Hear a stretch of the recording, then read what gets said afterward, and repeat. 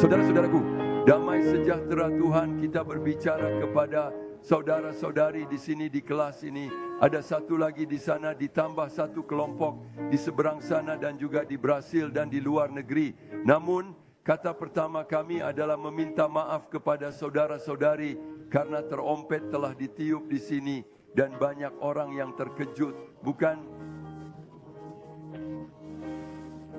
Tapi lihat, trompet ini saat Anda mendengarkannya tidak masalah, tetapi ada satu yang perlu Anda dengarkan, yaitu sangkakala rohani. Jadi kata di sini, subjek di sini adalah seputar sangkakala.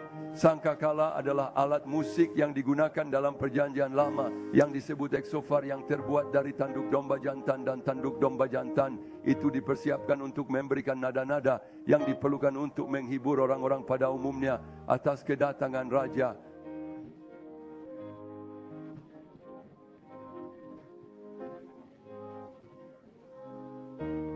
Dan segalanya untuk mempersiapkan orang-orang bahwa hanya orang-orang tersebut yang mengetahui cincin itu. Ketika subjek datang kepada perjanjian baru, sudah ada dalam perjanjian lama. Kata yang sama juga ada dalam sangkakala logam perjanjian lama, tetapi sangkakala utama yang merupakan eksofar, ia adalah instrumen yang dibuat oleh para imam, sehingga mereka hanya menyiapkan tanduk domba jantan, memotong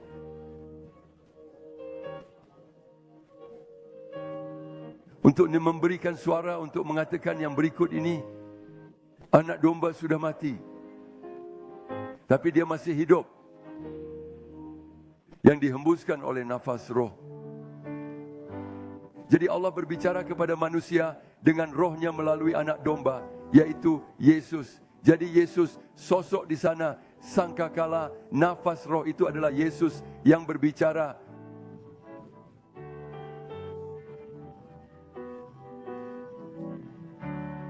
Ke dalam hati manusia. Tapi aku akan membuat pengamatan di sini. Saudara pendeta berbicara di sini tentang penanda kenabian, dan kita akan mengkontekstualisasikan di sini. Pada awalnya beberapa aspek yang penting bagi mereka yang mendengarkan kita. Banyak orang yang tidak pernah mendengar apa itu penanda kenabian. Jadi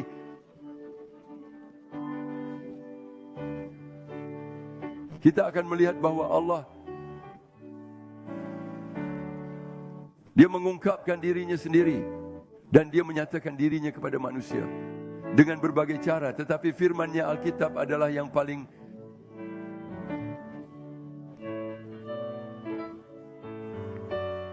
praktis agar manusia tahu apa yang Tuhan ingin katakan kepadanya. Jadi seluruh kisah Alkitab adalah tentang manusia.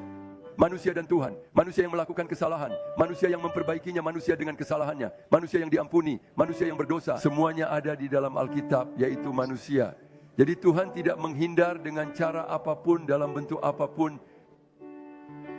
Katakanlah tidak ada cara yang aneh untuk menempatkan manusia dengan kesalahannya, dengan cacatnya. Itu ada di Alkitab. Itu akan menunjukkan siapa manusia itu.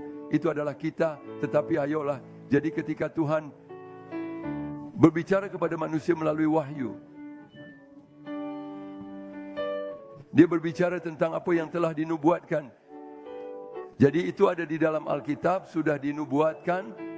Jadi Alkitab, kitab yang memiliki perjanjian lama dan perjanjian baru. Siapa yang menulis Alkitab? Manusia yang diilhami oleh Roh Kudus, sehingga Anda hanya akan mengetahui wahyu jika Roh Kudus menyatakannya kepada Anda. Pahami, jika tidak Anda akan mendapatkan surat itu. Dan Alkitab mengatakan bahwa surat itu membunuh, yang memberi hidup adalah Roh. Jadi ketergantungan Anda pada Tuhan yang menyatakan dirinya. Jika Tuhan tidak menyatakan dirinya, apa gunanya Tuhan? Bukankah itu benar? Kita tidak akan menimbulkan masalah di sini untuk saudara-saudara kita, teman-teman kita yang ada di sini. Tetapi lihatlah, waktu di sini adalah pertanyaan yang perlu dipahami. Waktu manusia adalah kronos. Itu adalah jam, berabad-abad, tahun, kehidupan, jadwal, jam, minggu. Jadi ini adalah waktu manusia. Waktu Tuhan adalah kairos. Itu tidak menandai waktu kita. Kita tidak ditandai di sini dengan waktu kronos. Dalam waktu kronos kita kira-kira sudah 2000 tahun masuk ke dalam kekristenan. Karena kekristenan baru dimulai pada tahun ke-33, bukan? Kita akan menyelesaikan 2000 tahun pada tahun 33 tahun depan. Tetapi lihatlah, Allah berbicara pada waktunya kepada manusia. Ini disebut kairos. Kata dalam bahasa Yunani, kairos, kronos adalah waktu manusia. Jadi dia mengukur, dia berbicara dalam waktu itu. Dia melakukan apa yang dia inginkan. Tetapi menurut saya Tuhan adalah kairos. Itulah sebabnya perhatian besar kami pada sisi kenabian. Ketika Anda membawa kami ke sebuah institusi dengan nama Maranatha, Anda membawa kami dengan sebuah mandat untuk selalu membawa kepedulian yang besar untuk mendengarkan dan mengetahui saat kita hidup di dalamnya. Dan untuk mengetahui momen yang kita jalani saat ini sehingga kita berada di sini. Kita harus tahu saat ini kita sedang hidup di mana. Telah disebutkan dalam edisi trompet lainnya, bukan? Dunia dengan kesulitannya yang besar. Manusia di lembah, bukan? Banyak di lembah keputusan. Teks yang dibaca manusia tidak tahu ke arah mana dia akan pergi. Lembah ada di sana. Katakanlah di tempat yang dalam. Ingin keluar tetapi dikepung. Semua orang dikelilingi. Saya tidak akan membahasnya karena setiap orang memiliki pagar, bukan? Dan pagar juga. Tapi lihat di sini, ini sangat penting. Anda mengerti bahwa ada jalan keluar. Jadi diperlihatkan manusia tidak layak untuk mengambil keputusan. Tetapi dia yang memanggil nama Tuhan memberikan keselamatan. Jadi selalu ada firman Tuhan dalam arti belas kasihannya. Dia bekerja seperti ini dengan Israel. Dia berkata, aku mengasihi Israel. Mereka meninggalkan aku. Saya telah memberi dari air kehidupan. Tetapi mereka tidak menginginkannya. Mereka menggali sumur untuk diri mereka sendiri. Tetapi lihat, satu pengamatan. Ketika Anda berbicara tentang Israel, Anda berbicara buruk tentang Israel. Tetapi yang lebih buruk dari Israel adalah kekristenan. Karena Israel tidak memiliki berkat baptisan Roh Kudus. Tidak ada pencurahan Roh Kudus. Dan gereja melakukan Pentakosta adalah untuk menunjukkan bahwa ia tidak hidup oleh hukum Taurat, tetapi hidup oleh Roh. Jadi tidak, ini bukan hanya struktur manusia. Itu adalah struktur manusia, tetapi harus memiliki kepala. Siapakah yang ilahi? Siapakah Tuhan Yesus yang bertindak oleh Rohnya sendiri? Ayo pergi. Jadi kita memiliki sebuah kata di sini hari ini, yaitu dunia dalam pemberontakan. Maka Anda akan mengatakan pemberontakan itu pemberontakan. Nabi Habakuk hidup 700 tahun sebelumnya. Yesus dan Anda pergi ke sana dalam perjanjian lama. Dia akan menunjukkan kepada Anda 3 pemberontakan besar manusia yang utama. Jadi kita akan melihat misalnya Habakuk 27, keluarga. Dan dalam penglihatan Habakuk, saya melihat rumah-rumah dalam kesusahan. Dia berbicara tentang zaman kita, rumah-rumah dalam kesusahan. Anak-anak pernikahan, kita tidak perlu berurusan dengan hal itu. Karena setiap orang memiliki masalah kecilnya masing-masing. Sehingga Anda melihat sedikit masalah, terkadang sedikit lebih besar daripada sedikit tidak. Tapi lihat di sini, setiap orang memiliki keluarga. Jadi dia mengatakan ini, rumah tangga dalam masalah. Dan Yesus mengatakannya seperti ini pada saat itu. Ayah melawan anak, anak melawan ayah, ibu mertua terhadap menantu perempuan. Ibu mertua tidak menjadi masalah. Tidak sekarang. Yesus sudah mengatakannya.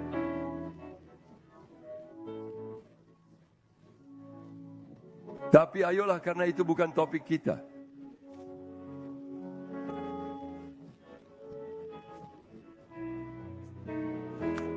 Menentang pemerintah, maka dunia menentang pemerintah. Anda dapat melakukan apapun yang Anda inginkan. Gubernur, Anda dapat melakukan apapun yang Anda inginkan. Semua orang menentang Anda. Mengerti, pada saat pemilihan bukan karena saya tidak suka dia, karena dia seperti itu Anda melakukan segalanya. Karena kau tidak menyukaiku jika aku tidak pernah membantumu dalam hal apapun. Bukan itu. Terkadang Anda memiliki pertanyaan ini, tetapi dunia yang tidak tahu berterima kasih dengan caranya memberontak, sehingga ada dunia yang memberontak. Memberontak di rumah, memberontak dalam politik, dalam pemerintahan. Maksud saya, tidak ada yang memerintah. Itu tidak ada.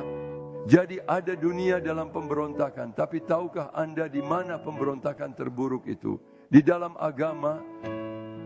Agama, ketika Anda melihat agama, tidak ada yang lebih buruk di dunia ini. Ya, akan pernah Anda melihat sesuatu seperti agama, segala sesuatu yang bersifat perang, segala sesuatu yang bersifat masalah. Agama berada di tengah-tengah sehingga tidak. Kemudian Anda bertanya pada agama kami, karena kami memiliki Tuhan, itulah masalahnya.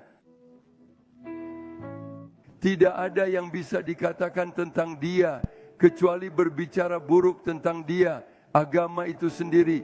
Karena ketika saya berpikir bahwa Tuhan adalah agama saya berperilaku tidak layak. Dan semua orang marah kepada Tuhan karena saya. Jadi agama adalah penyebabnya saat ini, bahwa orang membenci Tuhan. Kami akan tunjukkan perpecahan yang kita lihat. Ya, saya tidak akan berbicara tentang agama lain. Saya di sini, saya seorang Kristen. Saya akan berbicara tentang bisnis kita di sini, komplikasi yang ada di sana di bawah nama Kristen. Apakah Kristen itu ada? Ada. Jadi bagian dari Kristen, ada beberapa yang tidak ada hubungannya dengan Alkitab, tidak ada yang lain, tidak ada komitmen, tetapi itu Kristen, tidak apa-apa, tidak ada yang perlu diperbaiki. Injil berbeda. Injil berasal dari Yesus, dan dia memiliki komitmen bahwa yang bersama Yesus dan Roh Kuduslah yang mengatur Injil, bukan manusia. Ya, jadi ketika dia berkata, bukan manusia, jangan khawatir di sini. Saya tidak sedang menjelek-jelekkan pemimpin manapun. Kita juga tidak sedang mengkhawatirkan hal tersebut. Yang menjadi perhatian kita hari ini adalah momen kenabian yang sedang kita jalani. Dan apa yang akan kita lakukan tentang hal itu. Pertanyaannya ada di sana. Besar pertanyaan seperti apa jadinya? Siapa yang akan datang untuk menyelamatkan kita? Satu pertanyaan yang akan saya tinggalkan sampai saat ini adalah para pemimpin. Tidakkah ada yang lebih buruk dari para pemimpin kita? Tidak pernah ada. Bukan para pemimpin kita di sini yang kita tinggali, yang mendikte seluruh dunia. Dan mereka tidak membuat titik pembantaian populasi, seperti halnya dengan Hitler, seperti halnya dengan Mussolini, Gaddafi dan lainnya. Kau tahu kenapa? Mereka lupa bahwa mereka akan mati. Itulah yang menyebabkan pemberontakan besar. Ketika Allah menciptakan manusia adalah ular, dan berkata, lihat di sini, dengarkan aku. If kau, Tuhan menipu anda, ya. Karena jika anda tidak mematuhinya, anda akan menjadi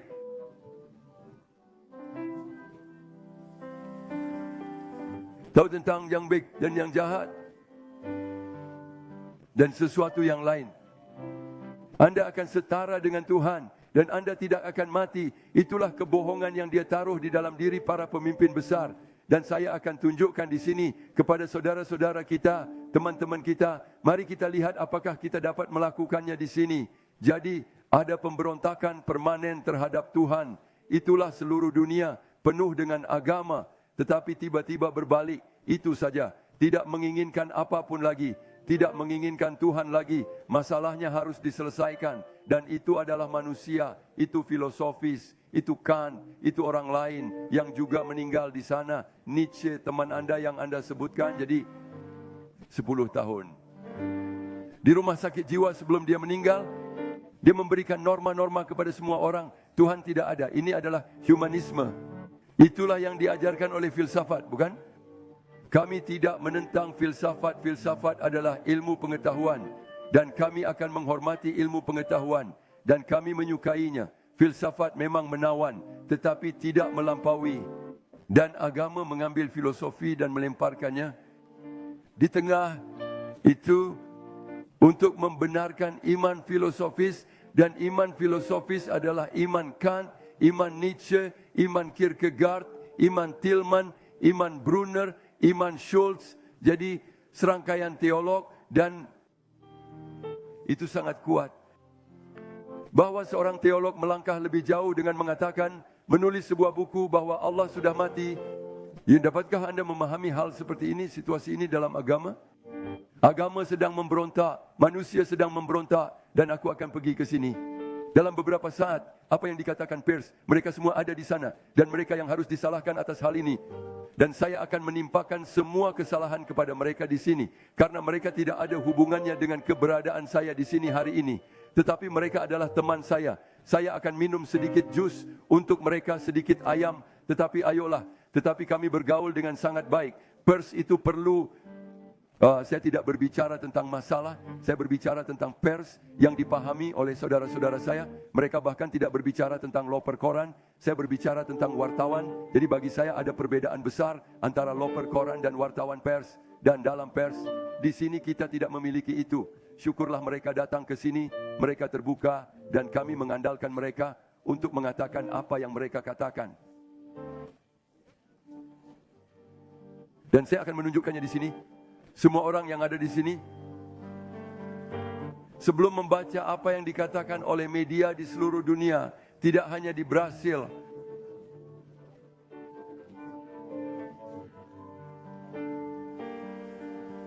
kita berada pada momen kenabian. Lihat di sini, di mana sudah ada nubuat tentang pemerintahan tunggal.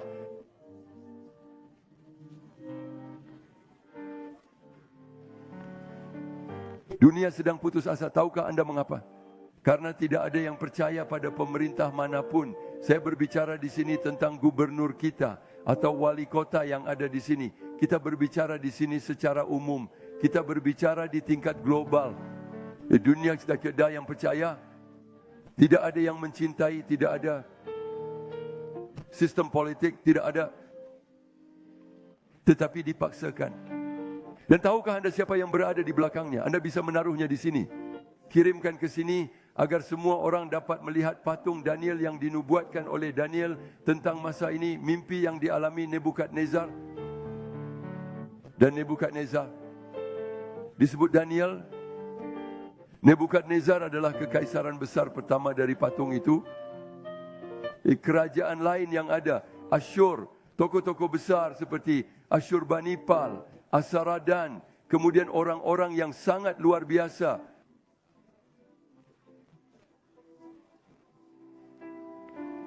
Tapi waktu itu tidak dihitung. Anda mulai menghitung. Anda berkata, saya akan menunjukkan kepada Anda apa itu manusia dan apa yang ada di pemerintahan. Siapa yang ada di dalam pemerintahan manusia? Sangat menarik bahwa orang yang menempatkan manusia sebagai pemimpin mengatakan, oh kamu tidak akan mati. Tapi dia ingin manusia mati, tidak ada rezim. Telah bertahan dengan sendirinya, karena pemilik rezim, dia terus berganti, dia mengambil orang, menyandera dia, mengisinya dengan kekuasaan. Di sini saya tidak berbicara tentang kekuatan mereka yang menginginkan kekuasaan, tidak. Saya tidak berbicara tentang itu. Saya berbicara tentang manusia, di mana kita semua menjadi bagian darinya, sedikit lebih banyak, sedikit lebih sedikit. Tetapi itu semua adalah hal yang sama. Itu adalah masa yang sama, yaitu keinginan untuk mendominasi.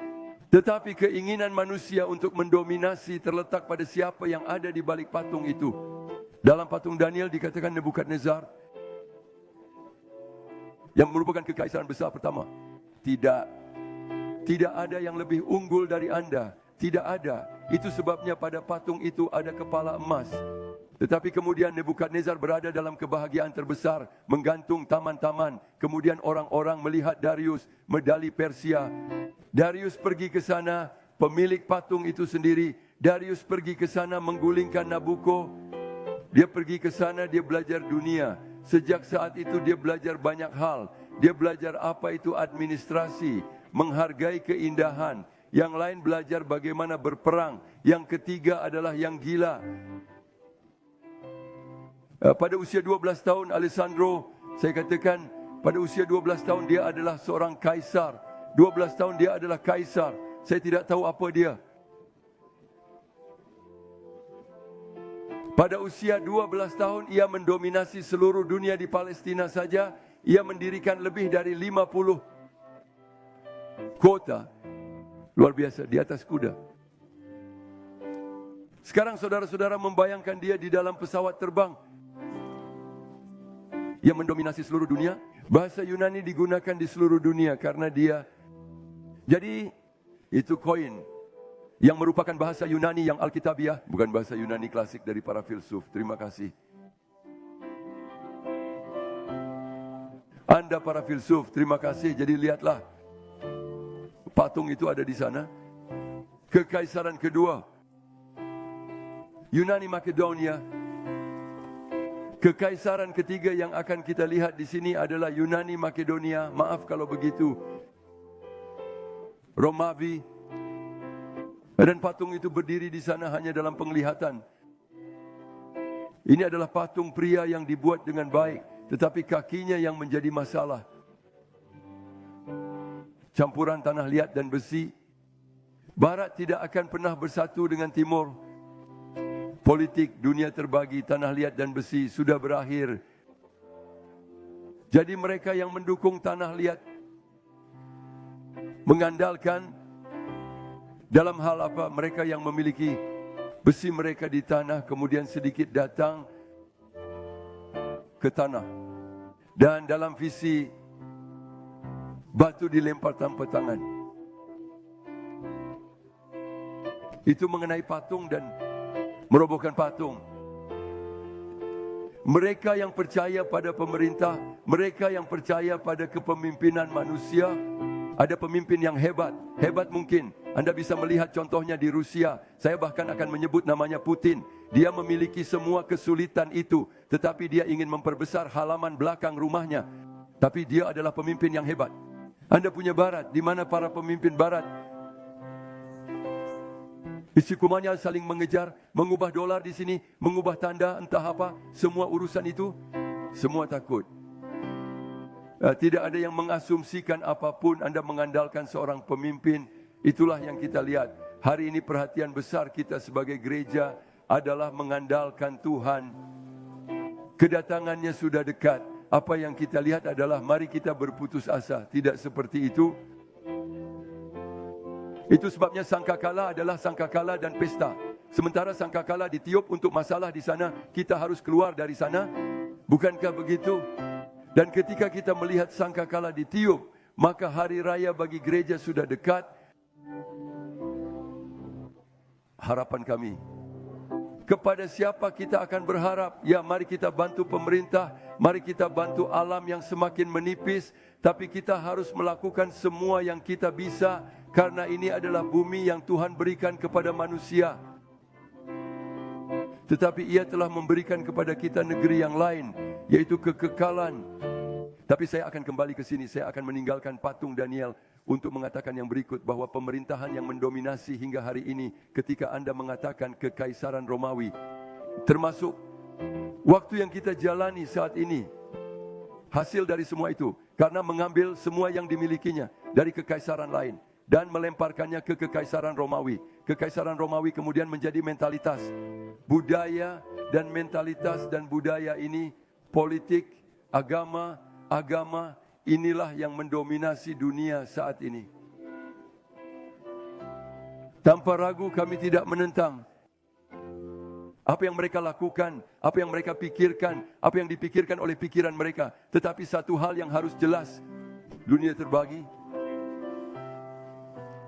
terpecah belah oleh sekelompok pemberontak. Dan pemberontakan terburuk adalah dalam hal agama. Kenapa? Mari kita lihat mengapa pendeta yang mendahului kita berkata, agama telah meninggalkan kita beberapa. Pentakosta yang merupakan pencurahan Roh Kudus untuk mengatur gereja secara rohani. Anda tidak menginginkan Roh Kudus, pemerintah yang dia akan menjalankannya itu bekerja. Tidak tahukah Anda mengapa gereja-gereja ditutup dan menjadi tempat berpesta?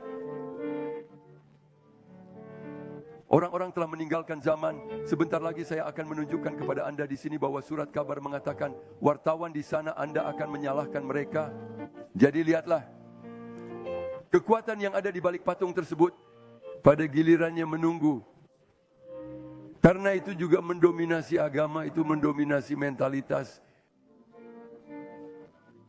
Di hari ini dunia mengatakan ada di kiri, ada di kanan. Itu tidak masalah bagi kami. Gereja setia, gereja berada di manapun kehendak Allah untuknya. Waktu yang menantinya. Dan teks Alkitab mengatakan ketika hal-hal telah terjadi di sini, melihat ke atas. Karena penebusan Anda sudah dekat. Hal-hal yang sulit. Jadi jika jiwamu bersukacita, nyanyikanlah haleluya. Jika masalah ada di sekitar, bernyanyi haleluya. Dan kita akan melewatinya dengan cara itu. Kata-kata kita di sini adalah kata harapan, kata dorongan, kata yang kita harapkan untuk semua saudara dan saudari kita, siapapun mereka. Kita berbicara kepada dunia bukan kepada apa yang saya pikirkan. Saya pikirkan tidak.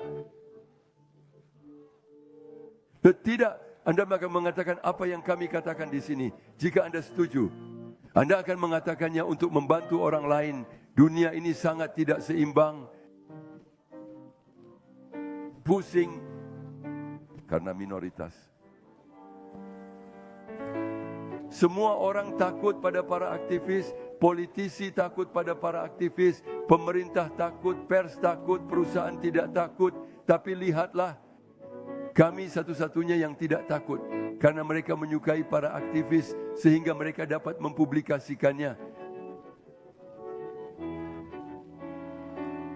Para aktivislah yang akan mendapatkannya. Jadi Anda tahu, itulah situasi di dunia.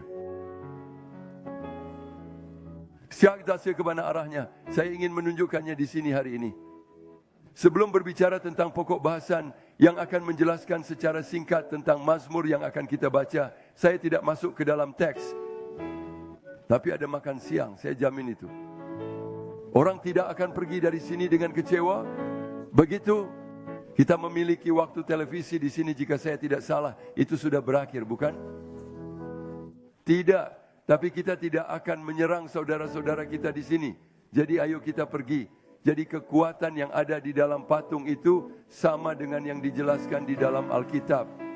Dari kekaisaran, karena harus memenuhi suatu tujuan. Yang mana? Ini adalah kekuasaan bangsa-bangsa yang akan menjadi penghakiman terakhir atas pemerintahan manusia. Yang kedua dari belakang adalah tentang daging yang akan kita bicarakan sekarang. Dan penghakiman terakhir yang kedua adalah pada pemerintahan manusia. Karena Yesuslah yang akan mendirikan milenium. Dan dia akan memperhatikan manusia dalam kesulitannya.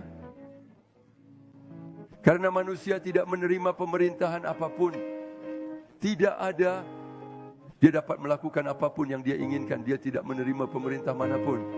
Secara sepintas, tentu saja kita berbicara, tempat-tempat tertentu ada. Bukan sebuah perbedaan, tetapi dalam kaitannya dengan dunia, itu ada, itulah kenyataannya. Mari kita beralih ke aspek kedua, yang merupakan aspek agama dan politik serta sosial di zaman kita. Ayo mari kita buka Alkitab, kita tidak mengada-ada di sini. Kitab Wahyu menggambarkan 7 periode gereja secara historis dan nubuat. Dimulai dari Efesus yang merupakan gereja mula-mula. Dan kemudian terjadi reformasi agama pada abad ke-16. Semuanya merupakan proyek nubuat yang bersifat historis dan nubuat. Tahukah Anda apa itu gereja terakhir? Tahukah Anda apa itu gereja? Periode di mana kita berada. Itu adalah gereja terakhir. Politik, sosial, dan ia adalah seorang nabi. Sehingga kata Laodikia berasal dari 2 kata dalam bahasa Yunani. Laos yang berarti orang. Dan dikaios yang berarti keadilan. Maka dunia saat ini adalah dunia keadilan rakyat. Yaitu rakyatlah yang melakukan keadilan. Yang membawa keadilan. Mereka mengubah segalanya. Bukan hukum. Tidak. yang kamera, tetapi orang-orangnya, dan di antara orang-orang ini ada orang gila. Dan yang gila berteriak di sini, semua orang mendiamkan yang baik. Sebentar lagi, semua orang setuju dengan orang gila. Ya, tidak, saya pikir dia benar. Dia mengulanginya, dia terus mengulanginya. Dan itulah gunanya orang gila. Dan mereka ada di mana-mana. Di tengah-tengah kita juga. Setiap keluarga memiliki orang gila. Lalu orang tersebut berkata, tidak, keluarga saya tidak, karena kamulah yang gila. Jadi aku melihatnya di sini. Selalu ada satu, semua orang tahu itu. Tapi kemudian saudara-saudaraku ada di sini. Pertama adalah aspek politik Laos. Jadi hak-hak buruh yang datang, benar, saya pergi ke Getulio Vargas di sini untuk Brasil, untuk seluruh dunia. Jadi buruh datang, itu adalah hak politik yang sangat baik. Tetapi itu adalah penemuan bukan. Tetapi hari ini bukan hanya tentang hak-hak umum. Umum itu adalah hak satu kelompok kecil di sini. Hak kelompok lain di sini yang memaksakan diri pada orang lain. Karena ini adalah aktivisme, bukan. Ini adalah bentuk kita tidak menentang aktivis. Kita menentang apa yang menentang kita, apa yang kita perjuangkan. Hanya itu saja. Bagaimana mereka bertindak, bagaimana mereka melakukannya adalah hak. Ini adalah bagian dari aktivisme. Kami senang dengan para aktivis dan dengan dunia apa adanya. Tahukah anda mengapa? Karena mereka mengatakan apa yang diperlukan untuk menunjukkan bahwa dunia ini benar-benar gila. Anda membuat perbedaan, jika tidak, anda tidak akan. Sebenarnya ayolah. Pada aspek keagamaan, kesulitan apa itu? Kiamat sudah dekat. Ada sebuah gereja yang sekarang berbicara buruk tentang orang-orang percaya yang buruk. Bukankah beberapa dari mereka ada di sini? Mungkin saya juga. Tetapi izinkan saya memberitahu anda. Karena anda mengatakan itu kaya, itu diperkaya, itu ada di dalam kitab Laodikia. Saya kaya, saya tidak kekurangan apapun. Dan firman kenabian datang. Tetapi anda tidak tahu, anda lupa, dipermalukan. Maka saya katakan, lihatlah, lihatlah tangan Tuhan atas gereja. Celaka itulah keadaan doktrin, membosankan.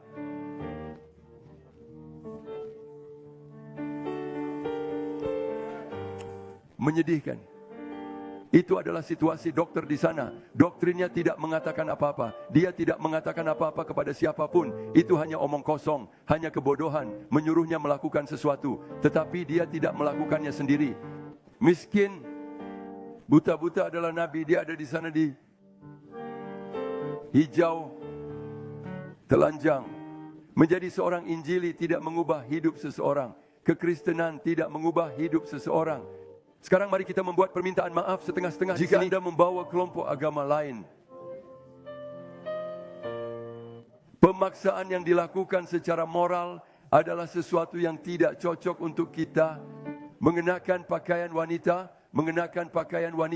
mengenakan burka, hanya memiliki dua mata. Dari sini saya pikir saya sudah 99%.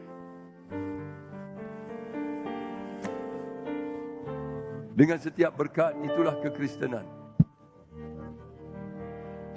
Mengerti, kita berbicara tentang apa yang menjadi milik kita di sini, bisnis di sini. Bukankah begitu?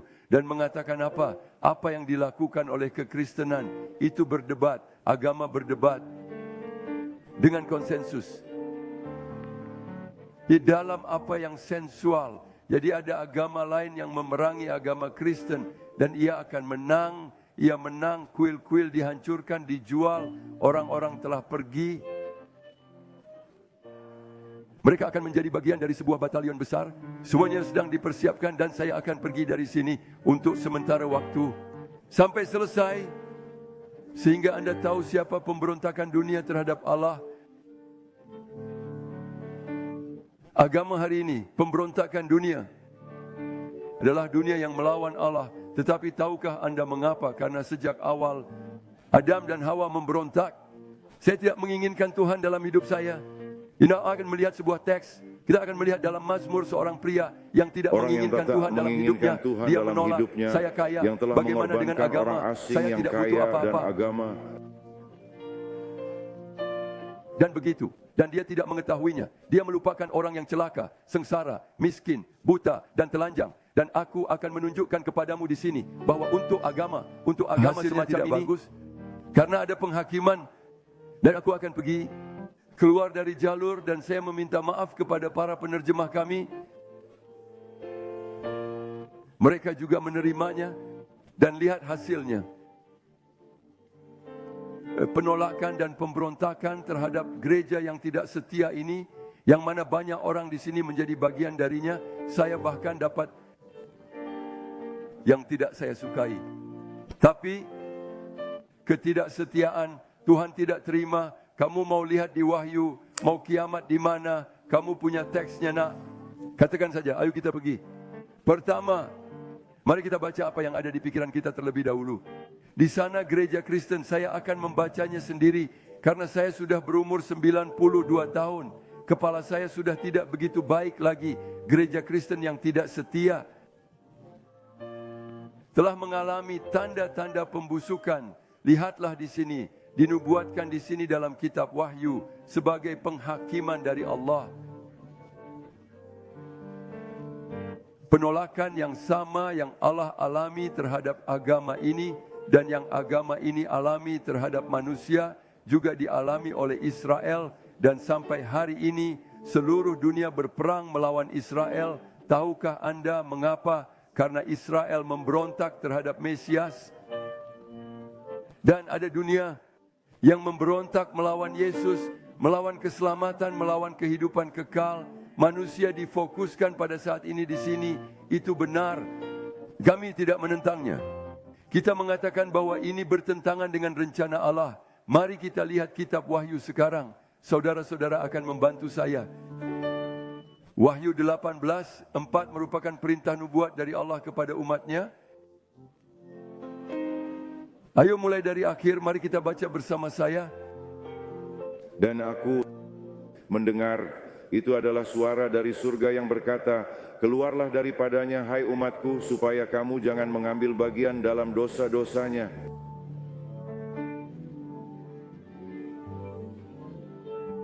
Apa yang kita baca, materi tersebut akan hilang. Dan perjuangan ada di mana-mana. Semua agama, agar tidak kehilangan materi. Tetapi itu akan, apakah Anda ingin melihat Wahyu 18:16? Berapa banyak barang material yang akan dikonsumsi? Mari kita lihat. Teks Anda dapat membacanya bersama saya. Dan berkata, woe ke kota besar itu, yang berpakaian lenan halus. Dia berpakaian untuk mengatakan bahwa dia suci, untuk mengatakan bahwa dia memiliki Roh Kudus. Itu hanya pakaian. Dia berpakaian gereja di sini, berpakaian yang terlihat seperti Tuhan, yang terlihat suci, yang terlihat seperti Roh Kudus. Tetapi di sini Anda dapat membacanya. Mari kita lanjutkan. Maaf. Ungu. Merah tua. Ungu berbicara tentang kerajaan Allah. Kain kirmizi berbicara tentang darah Yesus yang ditumpahkan. Gereja ini yang baginya tidak setia, lihat di sini, seharusnya setia, tetapi ia mengatakan, lihatlah hasilnya. Anda dapat membaca, yang dihiasi dengan emas, batu-batu mulia, dan mutiara, karena dalam 1 jam saja mereka sudah hancur lebur. Mutiara memang menyelamatkan, tetapi hanya ada satu penyelamat. Kekayaan akan dihancurkan. Mereka sudah mulai, mereka melempari kuil di sini, mereka melempari kuil yang lain di sana. Saya akan membayar ganti rugi di sini, saya akan membayar yang lain di sana, saya akan membayar ini di sini. Tetapi lihatlah di sini, siapapun yang memiliki kepercayaan pada harta benda untuk kehidupan kekal, kumpulkanlah. Jika Anda memiliki rumah yang kecil, belilah yang lain. Pemerintah memberi banyak tawaran di sana. Lakukan semua yang Anda bisa. Mobil baru, listrik, itu bagus 2, 3, tidak ada bedanya. Masalahnya dikatakan di sini, jika kekayaan Anda meningkat, taruh hati Anda ke dalamnya. Jangan menaruh hati Anda di dalamnya. Itu semua baik-baik saja. Tetapi kita membutuhkan hidup yang kekal. Karena yang ini akan berakhir, dan perhatian Tuhan adalah untuk menunjukkan bahwa karyanya memiliki semangat dan tidak membawa konfrontasi terhadap agama. Dan berkata demikian, dan itulah sebabnya nama Tuhan dihujat di antara orang-orang. Tahukah Anda mengapa? Karena ada agama yang lemah, kekristenan yang rapuh, Kekristenan yang tidak lagi memiliki pesan. Kekristenan yang tidak memiliki pesan. Kekristenan yang tidak memberi makanan bagi jiwa. Itu adalah kekristenan yang hanya memberi makan para pemimpinnya. Dan bahkan ketika dikatakan para pemimpinnya, itu bukan generalisasi. Mereka yang ingin mencari nafkah darinya, sayangku. Kita mulai lagi. Agama ini yang merupakan pemberontakan terhadap Tuhan dan dunia melawan Tuhan karena agama. Karena para pemilik agama mengatakan bahwa mereka adalah pemilik, tetapi ketika mereka melakukan kesalahan, mereka menyalahkan Tuhan. Dan itulah masalah besarnya. Kita tidak bisa menipu diri kita sendiri dengan hal ini. Apa yang alami? Ikuti saya di sini. 17 dan 13. Persatuan dengan dunia di sini baca bersama saya, memiliki niat yang sama dan mereka menyerahkan kuasa dan otoritas mereka kepada binatang itu. 1,5 menit atau 15 menit. Ayo pergi ke 4 di sini. Tuhan memiliki perselisihan. Kita akan membacanya. Hosea 4:1. Bersama saya dengarkanlah firman Tuhan kepada kamu Bani Israel, karena bertengkarlah dengan penduduk bumi karena tidak ada kebenaran, tidak ada martabat, tidak ada pengenalan akan Tuhan di bumi. Adalah bertanggung jawab untuk itu, pengetahuan tentang Allah di bumi. Agama itu tidak mementingkan pengetahuan tentang Tuhan, itu mementingkan pengetahuannya. Semua agama yang baik, itu yang terbaik di dunia. Omong kosong, kebodohan. Ayo, mari kita pergi ke yang terakhir di sini. Tidak ada bagian yang lebih mendasar. Wahyu 11, 15. Ayo kita pergi dan memainkan.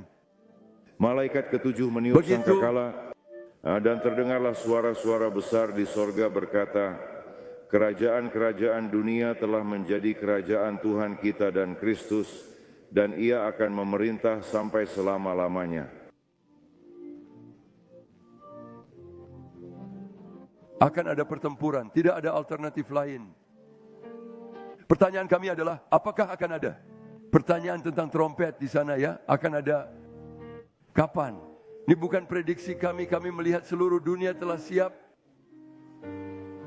Bukan wilayah itu, bukan pikiran pemberontakan ada di seluruh dunia. Bukan hanya dengan kelompok yang ada di sana, di dekat wilayah Persia. Bukan, yang secara nubuat adalah Gog, Magog, Mezek, Tubals,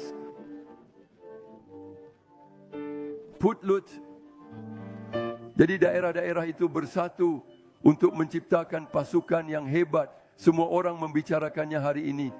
Megadon di sana itu untuk tentara yang besar, untuk memiliki pertempuran yang hebat, dan Tuhan memiliki tantangan melawan Tuhan. Saudara-saudara akan melihat apa tantangan Tuhan. Dikatakan seperti ini, orang yang menentang dan meninggikan diri di atas segala sesuatu yang disebut Tuhan, dan objek penyembahan adalah Tuhan abad ini.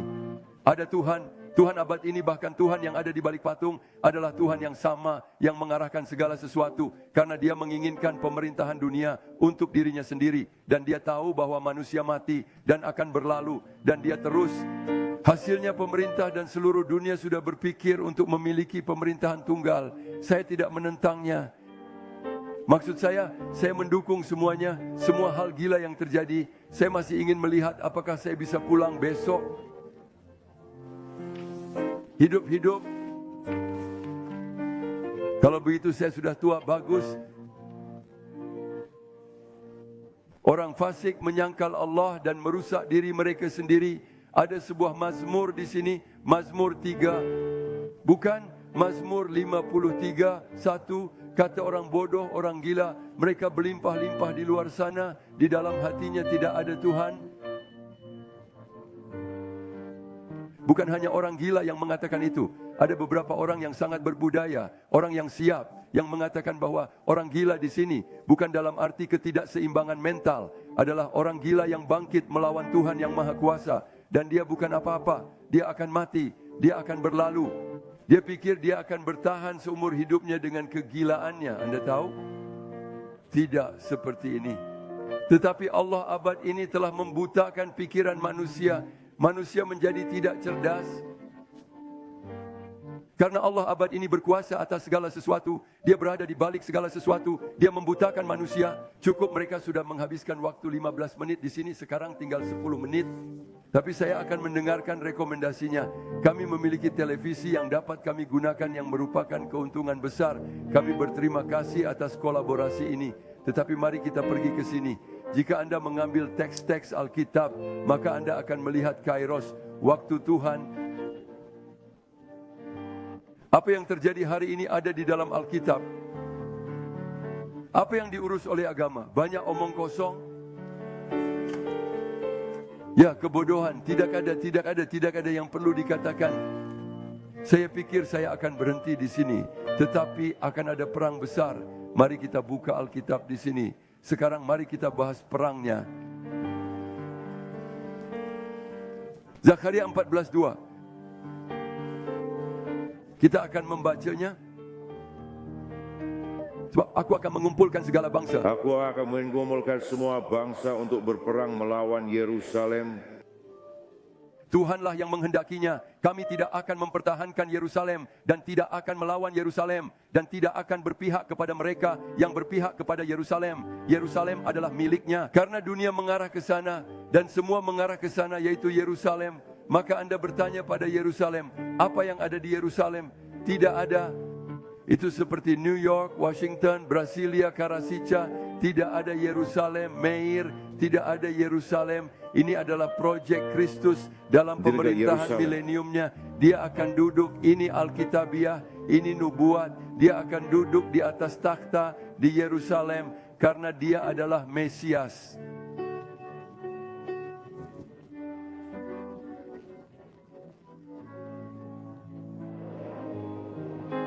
Ini adalah rencana Tuhan. Tidak ada hubungannya dengan Muslim, dengan orang Arab, orang-orang yang kami hormati, dan mereka akan mengerti itu. Apakah itu untuk selamanya atau apakah itu buruk? Tetapi mereka akan mengerti. Seperti halnya seluruh dunia. Jadi ada dunia yang terbagi. Itu terbagi. Tidak mungkin ada di kepala semua orang di sini. Kami memiliki sebuah kasus di sini tentang sebuah gereja yang bertengkar. Jika Anda ingin memutuskan untuk memilih kiri atau Anda akan memutuskan untuk memilih kanan, tidak ada yang tahu di mana masalahnya. Apakah itu dengan pihak kanan? Apakah itu dengan pihak kiri? Jadi lihatlah di sini, gereja pada saat ini, ia harus memberi. Itu adalah sesuatu yang lain di luar semua ini. Kita tidak terasing, tidak ada yang punya sayap untuk terbang dan mengabaikan masalah. Tidak, tetapi kita harus memahami apa yang akan datang. Itu akan datang dan tidak akan lama. Itu saja. Itulah kebahagiaan kita. Semua orang yang ada di sini datang ke sini untuk mendengar ini. Jadi mari kita begini saja. Sekarang di sini, di Yehezkiel di sini, mari kita baca 39:4. Pertempuran akan melawan siapa? Melawan daging. Dunia akan bersatu. Mari kita perjelas. Daging tidak ada nilainya di sini. Apakah Anda ingin membacanya? Yehezkiel. Kamu bisa membacanya. Yehezkiel. Berapa banyak tahun sebelum Kristus bernubuat. Dan itu ada di dalam kitab Wahyu kepada jemaat di sini. Ayo, apa yang Yehezkiel katakan? Di mana itu? Kejatuhan daging. Di manakah itu? 39:4. Di atas gunung-gunung Israel, Israel akan jatuh dan Anda dan semua pasukanmu dan bangsa-bangsa yang ada bersamamu dan burung-burung pemangsa dan burung-burung dari segala jenis dan binatang-binatang di padang akan kuberikan kepadamu sebagai makanan. Ini adalah perjamuan Tuhan. Perjamuan Yesus. Ini adalah pengangkatan gereja.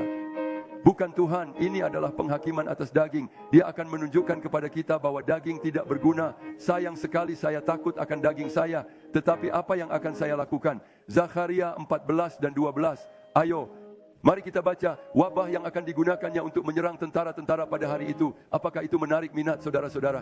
Bukan Anda tahu ini? Apakah ini menarik bagi Anda? Jika tidak menarik bagi Anda, angkat tangan Anda. Dan saya akan melanjutkan. Tidak ada. Semua orang penasaran ya. Ayo Zakaria 14 dan 12. Mari kita baca. Dan Ini inilah akan tulah menjadi- yang akan ditimpakan Tuhan kepada semua bangsa yang berperang melawan Yerusalem. Daging mereka akan habis dimakan ketika mereka berdiri, dan mata mereka akan membusuk di dalam rongga mereka, dan lidah mereka akan membusuk di dalam mulut mereka. Lihat,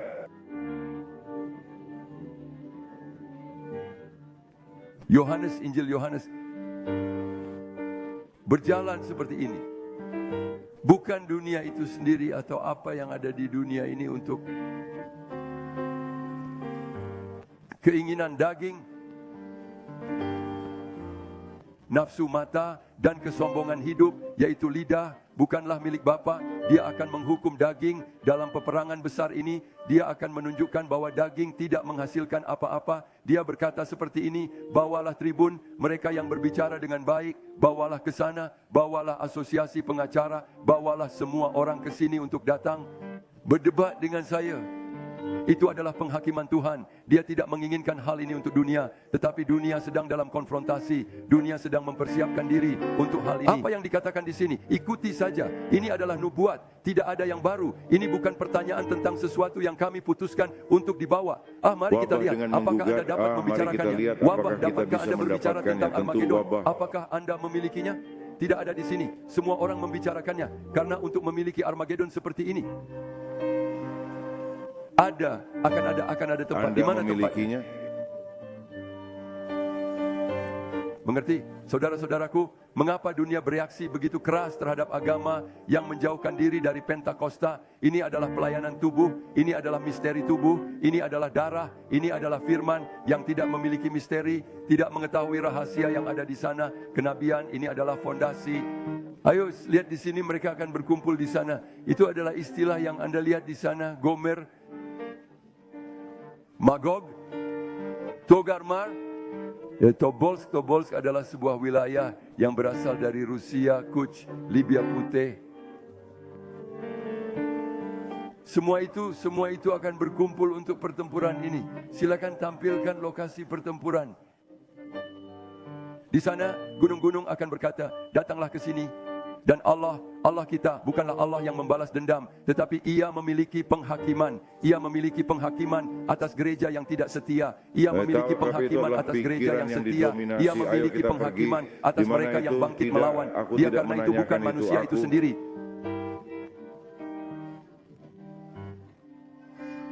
Di mana itu? Saya tidak menanyakan hal itu. Saya meminta Anda untuk datang. Apakah Anda masih mencarinya? Aku sudah selesai. Oke, baiklah. Ayo, mari kita selesaikan. Ini masalahnya. Kita tidak mendapatkan berita utama. Lihat, sayang sekali. Ayo kita taruh di sini. Ayo, berapa menit waktu yang kamu punya? 5 menit. Itu tidak cukup. Saya akan meninggalkan berita utama untuk para jurnalis setelah ini.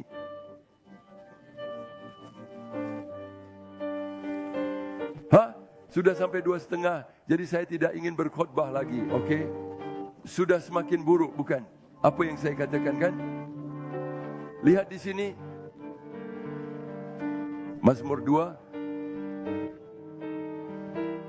Mazmur salah satu kitab dalam Alkitab, dinubuatkan 3000 tahun sebelum Yesus. Tahukah Anda apa yang dikatakannya? Mari kita baca, mari kita buka Mazmur.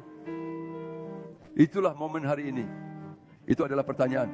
Mari kita lanjutkan ke pertanyaan-pertanyaan. Pertanyaan tentang Mazmur. Kenapa? Di sini Anda bisa berhenti di sini. Mengapa orang-orang melakukan kerusuhan? Dunia ini sedang rusuh. Kata kerusuhan dalam bahasa Ibrani berasal dari bahasa Ibrani, yaitu Hagas, yang berarti masa yang marah. Tindakan merencanakan oleh orang fasik terhadap orang benar, siap untuk bertempur, menyiapkan kedua sisi pertempuran. Mazmur dan Mazmur, lihat memang seperti itu. Mengapa membayangkan kata dalam bahasa Ibrani adalah Hagas? Ini berbicara tentang manusia, perilaku hewani manusia. Dalam hal ini, acara ketika itu akan datang bersama-sama. Apa yang kau tahu? Ini seperti binatang. Kelompok bertindak pikiran seperti binatang. Dan kata-kata tradisi orang Ibrani mengaum, menggeram karena marah. seperti binatang buas yang marah, merencanakan segala sesuatu, dengan senang hati membunuh yang satu, membunuh yang lain, melewati di depan. Jadi inilah tentara yang siap untuk mengambil Tuhan dari kekuasaan manusia. Dan manusia menerimanya atau tidak. Dan plot, yaitu mereka menerima nasihat bersama. Mereka bisa bertengkar satu sama lain. Di sana, itu benar-benar urusan keluarga. Anda bertengkar dengan kawan keluarga Anda di sini. Dalam beberapa saat, mereka semua terpecah belah. Dan suatu hari, menyatukan semua orang karena Anda bertengkar dengan salah satu. Ayo kita pergi.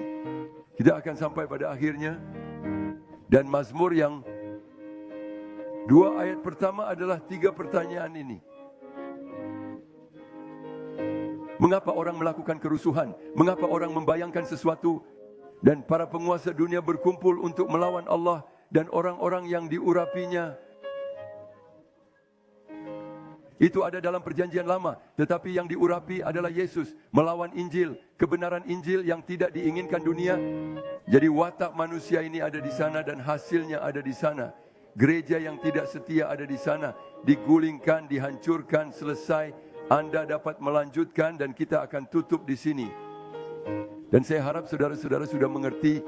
Tapi manusia saat ini dia memiliki firman Tuhan. Di sini mereka mengatakan teksnya. Mari kita pergi ke ayat berikutnya yang berbicara tentang hal itu. Ini situasi di mana dunia siap untuk memberontak. Dengarkan. Siapapun yang ingin mendengar apa yang dikatakan, dengarkan. Siapapun yang tidak ingin mendengarkan, tidak perlu mendengarkan. Tetapi ingatlah, ini dunia ini memberontak. Dan teks Alkitab yang mengikuti di sini. Saya tidak tahu apakah ada yang bisa membantu saya di sini dengan Mazmur. Bacalah Mazmur itu. Datanglah Yesus, lakukanlah sesuatu. Mazmur 2. Baca Mazmur 2 di sini. Baca saja ayat pertama. Tetapi bacalah dengan benar, lihatlah waktunya. Lihatlah waktu, Mazmur 2. Mazmur 2. Karena para agen memberontak untuk menjadi dan bangsa-bangsa manusia. membayangkan hal-hal yang sia-sia. Raja-raja di bumi bangkit. Kamu yang di bumi pemerintah, dunia bangkit. Dan para pangeran bersama-sama mengirimkan diri mereka sendiri untuk melawan Tuhan dan melawan yang diurapinya. Sekarang dikatakan di sini berbicara mereka yang setuju dengan itu saja. Dengan mengatakan mari kita hancurkan ikatan mereka dan saya. Dunia ini benar tidak memiliki hubungan dengan Tuhan. Mari kita putuskan ikatan kata dengannya. yang lain. Nah, dia yang tinggal di surga akan tertawa dan berkata, dia akan mencuri darinya. Ingin. Tapi Tuhan akan tertawa. Dia mengatakan tidak. Aku. Hei, pergilah. Maka ia akan berbicara kepada mereka dalam murkanya, dan dalam murkanya ia akan mengacaukan mereka. Tetapi aku telah mengurapi rajaku di atas bukit kudusku di Sion. Kedua dari belakang, itu yang terakhir. Beribadahlah kepada Tuhan dengan takut dan bersukacitalah dengan gemetar. Apakah peringatan kepada semua orang, layanilah Tuhan dengan kasih dan gentar, dengan takut dan gentar. Lakukanlah. Perang yang lain, ciumlah anak itu, supaya jangan ia menjadi marah dan engkau binasa di tengah jalan ketika murkanya segera menyala. Ciumlah Yesus. Di sini dia berkata, ciumlah anakku semua yang kumiliki. Kuberikan kepada anakku. Dia ingin merasakannya. Dia ingin kamu mencium Yesus. Dia ingin kamu bersekutu dengannya. Dia ingin kamu hidup dalam ketergantungan kepadanya. Dan Anda katanya sama seperti saya, seperti halnya Yakub. Dengan Ishak sekarat, dia memanggil Yakub. Dia ingin memberkati Yakub. Dia berkata, Yakub, ciumlah anakku.